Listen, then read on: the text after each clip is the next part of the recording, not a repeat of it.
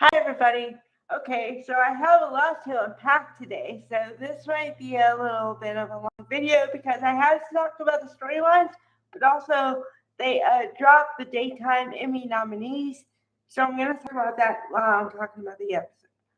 Okay, so the first nominee for lead actor is Eric Braeden, and of course it is because Eric Braeden is a legend and he is part of the hashtag today, although I can only give one because I told you guys I tried to get two one time and it didn't work out.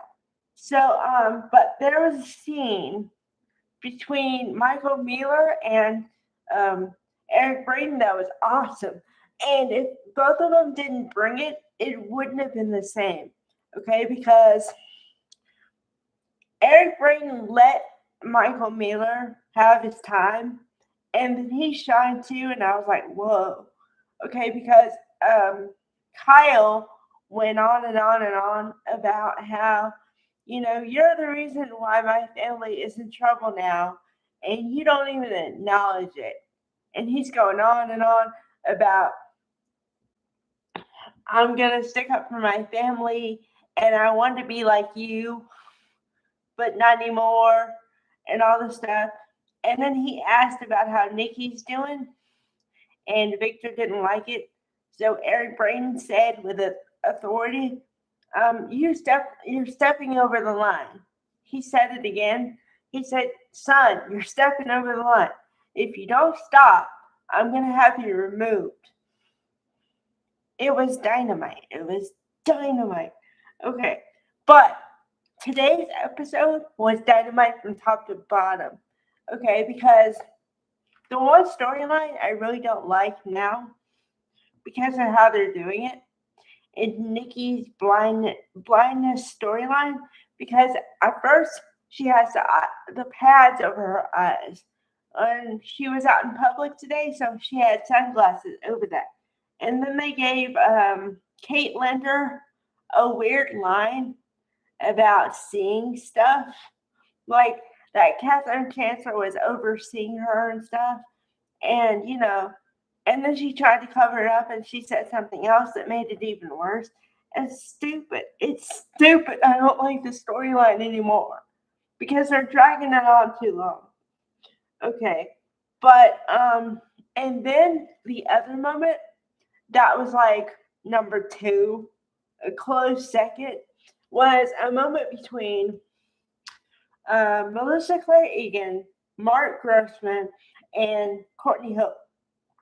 Okay, now to understand the dynamic, Adam and Sally were together, right? Okay, so then they broke up. So then now Adam and Chelsea are together, and they're supposedly together, right? Okay, so then their plan is to get Victor to not worry about Newman Media anymore. And see, Newman Media is branched off of Spectre Charles Media, which would affect Sally, right? Okay, so then Sally, Courtney Hope, comes up and she's got red hair. And then she has on a leopard print dress, dynamite. Okay, she comes up and she says, well, wait a minute. Are you saying what I'm saying? What I think you're saying that you're going to take over Newman Media? So then that would affect me. And they're like, no, wait a minute. And then Sally goes off, and I mean off. And I'm like, whoa. And then when she finally, finishes or whatever, then Chelsea or Adam starts to talk again and say, look, we're not going after you. We're not. We're going to try to convince Victor to not do it. Right? Okay. So then Sally still feels like she doesn't believe them because Adam has a tendency, and I can tell you this about the character. Part of his character is he says he's going to do a lot of stuff, but when it really comes down to it and he has to challenge Victor about anything, he backs down 90% of the time. And I know it because I've seen it. I've seen storylines that fall apart because he wouldn't stand up to his dad. So she has a point. Okay. Also in the category is Kristen Jules LeBlanc, who plays Michael Baldwin, the attorney. And he was in a scene with Susan Walters Ashby today because remember they're supposed to be best friends. Okay, so he was in the scene too. So yeah.